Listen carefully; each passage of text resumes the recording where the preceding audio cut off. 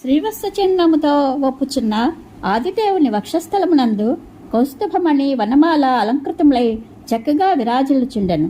బ్రహ్మాది సకల దేవతలకును అధిపతి అయిన ఆ శ్రీమన్నారాయణుని నందసునందాదులైన ప్రముఖ పార్షదులు ఆకృతిని దాల్చిన శంఖచక్రాది ఆయుధములు, పుష్టి, శ్రీ, కీర్తి, అజ అను శక్తులు, అణిమాది సకల సిద్ధులు సేవించుచుండెను. అంతటా శ్రీకృష్ణుడు తన రూపమే అయిన ఆ అనంతునకు నమస్కరించెను. పిమ్మట అర్జునుడును ఆ స్వామికి ప్రణమిల్లెను. ఆ శేషతల్పసైనుని దర్శించుటతో అర్జునునిలో భక్తిపూర్వక భయము ఏర్పడెను. శ్రీ గురుభ్యో నమః. శ్రీకృష్ణ పరబ్రహ్మణే నమః. శ్రీమద్ భాగవత మహాపురాణమునందలి దశమస్కంధంలోని ఉత్తరార్థమునందు 40వ అధ్యాయము ప్రారంభము.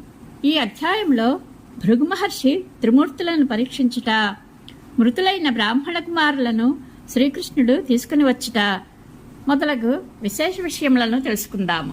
శ్రీశుకుడు నుడివెను. పరీక్షణ్ మహారాజా, ఒకానొకప్పుడు మహామునులు పవిత్రమైన సరస్వతీ నదీ తీరమునందు యజ్ఞమును నిర్వహించుటకై చేరిరి. త్రిమూర్తులలో ఎవరు శ్రేష్ఠులు అని వారిలో వారికి చర్చ ఏర్పడెను. మహారాజా ఆ విషయం తెలుసుకునగోరి వారు బ్రహ్మదేవుని కుమారుడైన భృగు మహర్షిని త్రిమూర్తుల వద్దకు పంపిరి. అంతటా భృగు మహాముని మొదట బ్రహ్మదేవుని సభకు వెళ్ళెను. బ్రహ్మదేవుని ప్రభావమును తెలుసుకొనుటకై ఆ మహర్షి చతుర్ముఖునకు నమస్కరింపలేదు, స్తుతింపలేదు. ఆ కారణముగా బ్రహ్మదేవుడు ఎంతయో కుపితుడై ఆ మహాముని మీద మండిపడసాగెను. అగ్ని నుండి పుట్టిన జలముతో అగ్ని చల్లార్చబడినట్లు ఆ బ్రహ్మదేవుడు తన కుమారుడైన భృగుపై తనలో పెళ్ళుబుకిన కోపమును వివేక బుద్ధితో ఉపశమింపచేసెను. పితప ఆ భృగు మహర్షి కైలాసమునకు వెళ్ళెను.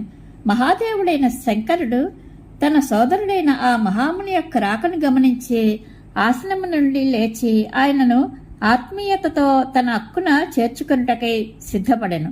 కాని భృగువు, నీవు లోకమర్యాదలను వేదమార్గములను ఉల్లంఘించిన వాడవు అని పలుకుచు ఆ పరమశివుని ఆలింగనమును స్వీకరింపకుండెను. అంతట మహేశ్వరుడు క్రోధముతో ప్రళయాగ్ని వలె ఉగ్రుడై త్రిశూలమును చేబూని అతనిని చంపుటకు సిద్ధపడెను. అప్పుడు పార్వతీదేవి తన పతిదేవుని పాదములపై వ్రాలి మృదుమధుర వచనములతో ఆ శంకరుని శాంతింపజేసెను.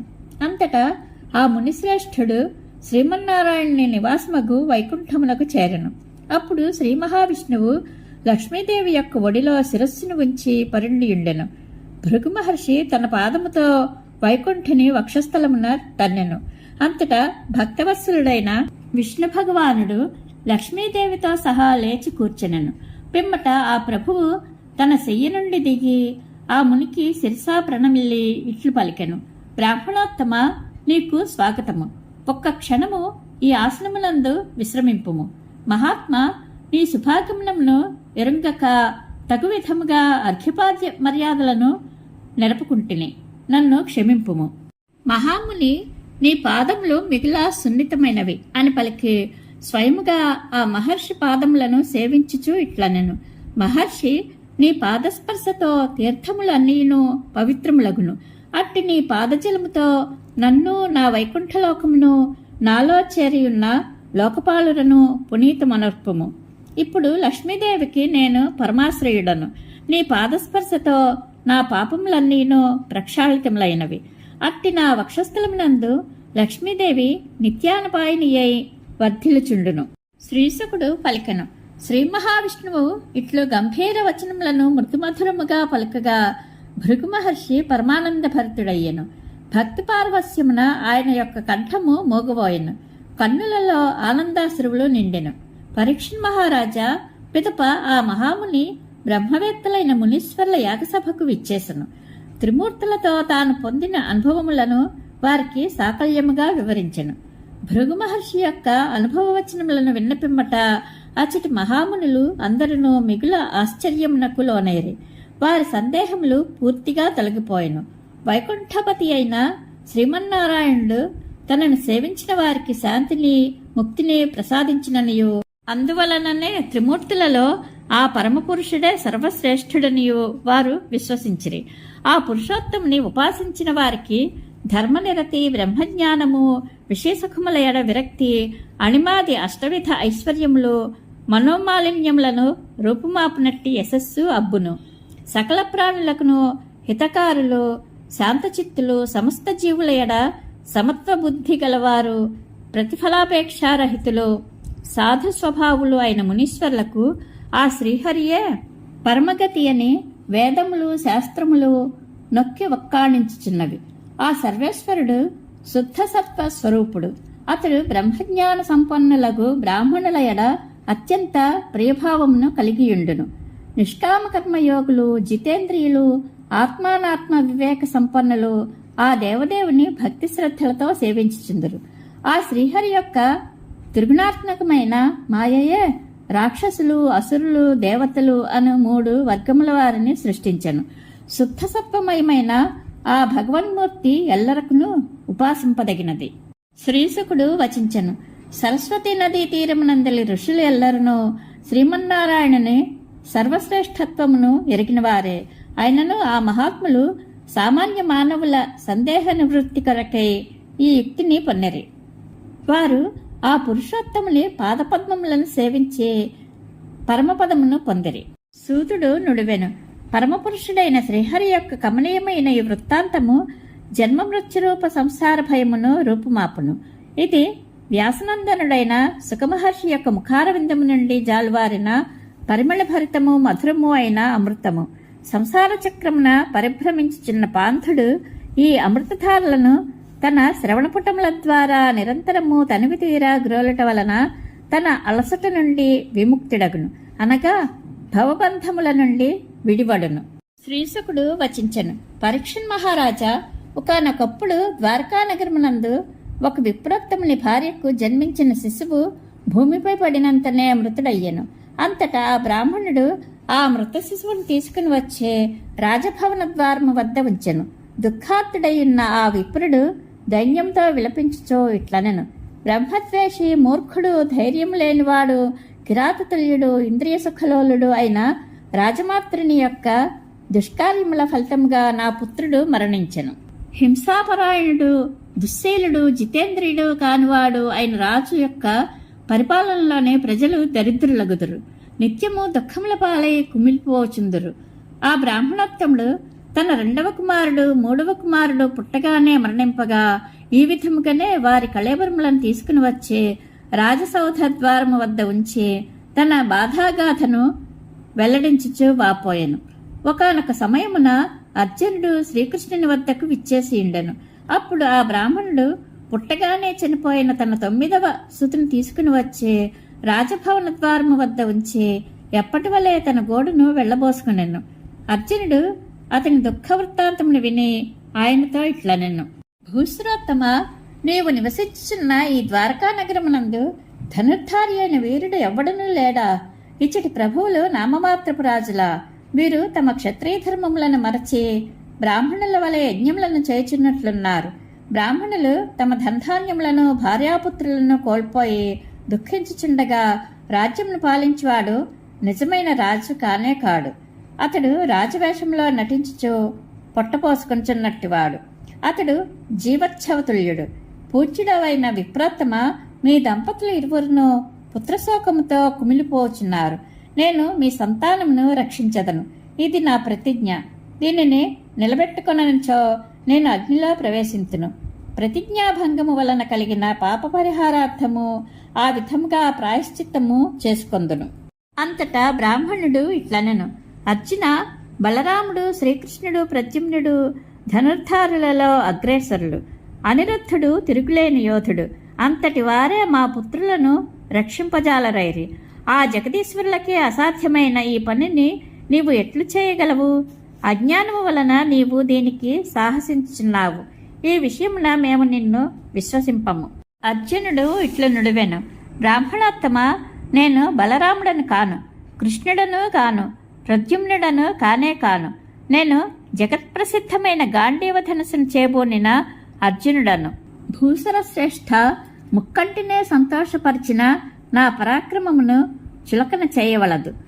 మృత్యుదేవతనైనను యుద్ధమును జయించే నీ సంతానమును తీసుకుని వచ్చి నీకు అప్పగించదను. మహారాజా అంతటా ఆ విప్రునకు అర్జునుని మాటలపై విశ్వాసము కుదురుకొనెను. పిమ్మట అతడు పార్థుని పరాక్రమమును కొనియాడుచు సంతోషముతో తన గృహమునకు చేరెను. కొంతకాలమునకు ఆ విప్రుని భార్యకు ప్రసవకాలము సమీపించెను. అప్పుడు ఆ బ్రాహ్మణుడు ఆతురతతో అర్జునుని వద్దకు వచ్చి, మహాత్మా, నా సంతానమును మృత్యువు నుండి రక్షింపుము అని వేడుకొనెను. వెంటనే అర్జునుడు పవిత్ర జలములను ఆచమించి పరమశివునకు నమస్కరించెను. పిదప అతడు దివ్యాస్త్రములను స్మరించి గాంధీవధనుసును చేబూని అల్లత్రాడును సంధించెను. పిదప పార్థుడు వివిధములకు అస్త్రములను అభిమంత్రించి సూతికా గృహమునకు అన్ని వైపులందును శరపంజరమును నిర్మించెను. పిమ్మట ఆ బ్రాహ్మణుని పత్నికి కుమారుడు జన్మించెను. అనంతరము ఆ శిశువు పదే పదే ఏడ్చుచు మృతుడై సశరీరముగా ఆకాశమునందు అదృశ్యుడాయను. అప్పుడు బ్రాహ్మణుడు శ్రీకృష్ణుని సన్నిధి అందే అర్జునుని నిందించుచో ఇట్లనెను, నా మూర్ఖత్వమును చూడుడు. ఈ నపుంసకుని ప్రగల్భవచనములను నమ్మి మోసపోయితిని. ప్రద్యుమ్నుడు, అనిరుద్ధుడు, బలరాముడు, చివరకు శ్రీకృష్ణుడు మృత్యువు నుండి నా సంతానమును రక్షింపజాలకుండిరి.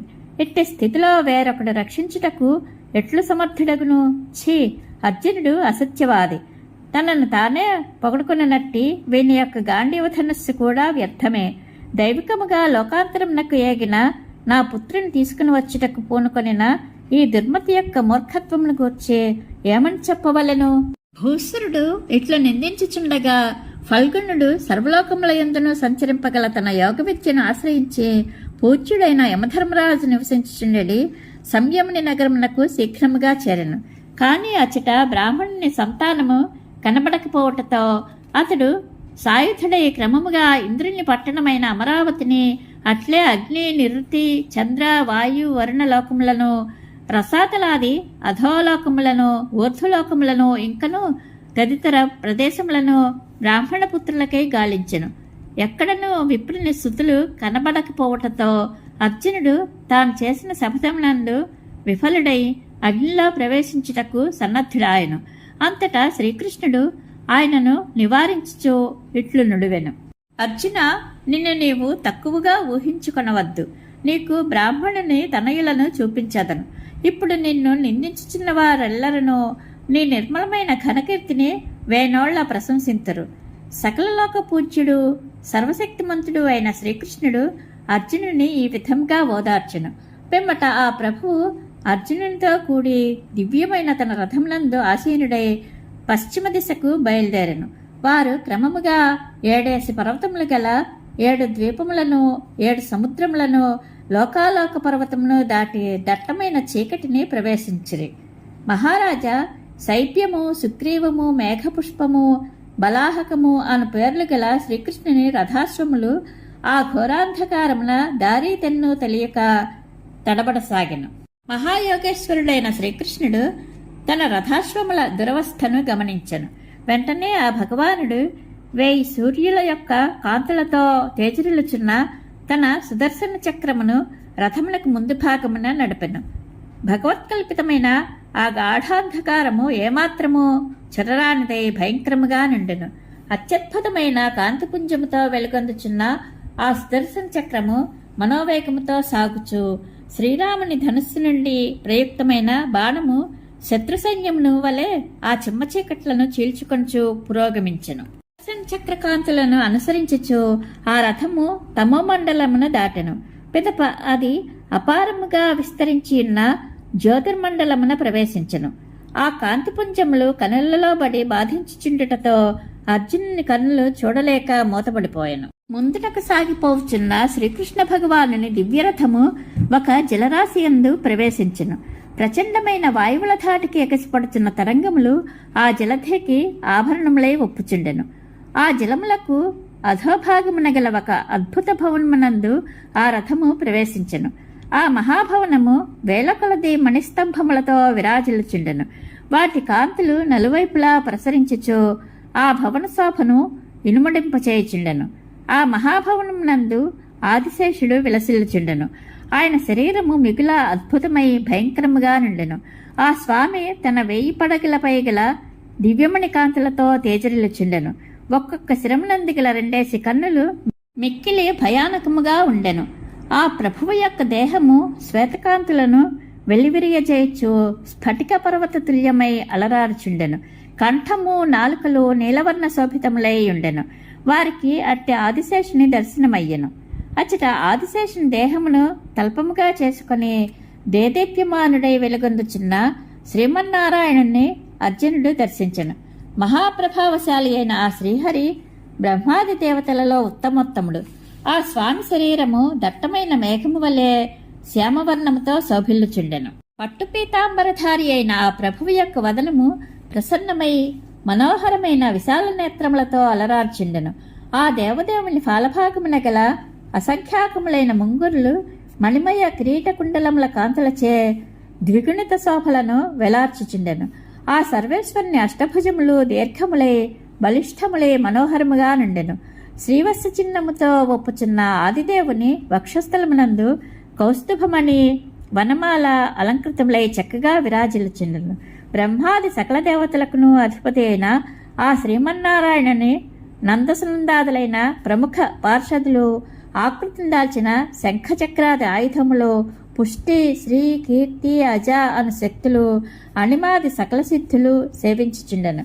అంతటా శ్రీకృష్ణుడు తన రూపమే అయిన ఆ అనంతునకు నమస్కరించెను. పిమ్మట అర్జునుడు ఆ స్వామికి ప్రణమిల్లెను. ఆ శేషతల్ప సైనుని దర్శించుటతో అర్జునునిలో భక్తిపూర్వక భయము ఏర్పడెను. అంజలి ఘటించి నిలిచియున్న శ్రీకృష్ణార్జునులతో దేవాధిదేవుడైన శ్రీ మహావిష్ణువు దరహాసమునర్చుచు మృదు మధుర గంభీర వచనములను ఇట్లు నుడివెను. కృష్ణార్జునులారా, మీ ఇరువురను చూడవలైనను కోరికతోడనే నేను బ్రాహ్మణ కుమారులను ఇచ్చటికి తెప్పించితిని. మీరు ఎవరో కాదు, ధర్మమును రక్షించుటకే నా అంశలతో భూతలమున అవతరించినవారు. భూమికి భారముగానున్న రాక్షసులను హతమార్చి తిరిగి నా ఎత్తకు త్వరగా విచ్చేయుడు. మీరు ఇద్దరును నరుడు నారాయణుడు అను ఋషి ప్రముఖులు. మీరు పూర్ణకాములు, సర్వశ్రేష్ఠులు. లోక కళ్యాణము కొరకు ధర్మమును స్థాపించుటకై అవతరించితిరి. ఆ పరమపురుషుడు ఇట్లా ఆదేశించిన పిమ్మట ఆయన ఆజ్ఞను తలదాల్చి కృష్ణార్జునులు ఆ స్వామికి నమస్కరించిరి. అనంతరము వారు ఆ బ్రాహ్మణ పుత్రులను అందరినీ తీసుకొని తాము వెళ్లిన మార్గము ద్వారానే సంతోషముతో ద్వారకా నగరమునకు తిరిగి విచ్చేసిరి. పిమ్మట వారు తగిన వయస్సులు రూపములు కలిగి ఉన్న ఆ బాలకులను ఆ భూసురోత్తమునకు అప్పగించిరి. అర్జునుడు ఆ వైకుంఠధామమును దర్శించిన పిదప ఎంతయో ఆశ్చర్యచకితుడయ్యను. మానవులలో ఏమాత్రము బలపౌరుషములు ఉన్ననో అవి అన్నీను శ్రీకృష్ణుని అనుగ్రహ ఫలములే అని అతడు గ్రహించెను. పరీక్షణ్ మహారాజా, శ్రీకృష్ణ పరమాత్మ ఈ లోకమున ఈ రీతిగా అనేకమైన అద్భుత లీలలను ప్రదర్శించెను. లోకదృష్టిలో సామాన్య మానవుల వలె సాంసారిక భోగములను అనుభవించెను. మహారాజుల వలె పలు యజ్ఞములను ఆచరించెను. శ్రీకృష్ణ భగవానుడు ఆదర్శ మహాపురుషుని వలె ప్రవర్తించెను. ఇంద్రుడు సమయానుసారముగా ప్రజలకు వర్షములను కురిపించి ఆదుకొనినట్లు ఆ ప్రభువు బ్రాహ్మణాది సమస్త ప్రజల యొక్క మనోరథములను అన్నింటినీ ఈడేర్చెను. ఆ నందనందనుడు అధర్మపరులైన పెక్కుమంది రాజులను స్వయముగా హతమార్చెను. ఇంకనూ కొందరిని అర్జునాదులచే వధింపజేసెను. అట్లే యుధిష్ఠిరుడు మొదలకు ధర్మనిరతులైన రాజుల ద్వారా అవలీలగా ధర్మస్థాపన చేసెను. ఇది శ్రీమద్ భాగవత మహాపురాణం నందలి దశమస్కంధములోని ఉత్తరార్థమునందు 40వ అధ్యాయము సంపూర్ణము. శ్రీకృష్ణానుగ్రహ ప్రాప్తిరస్తు. శుభం భూయాత్.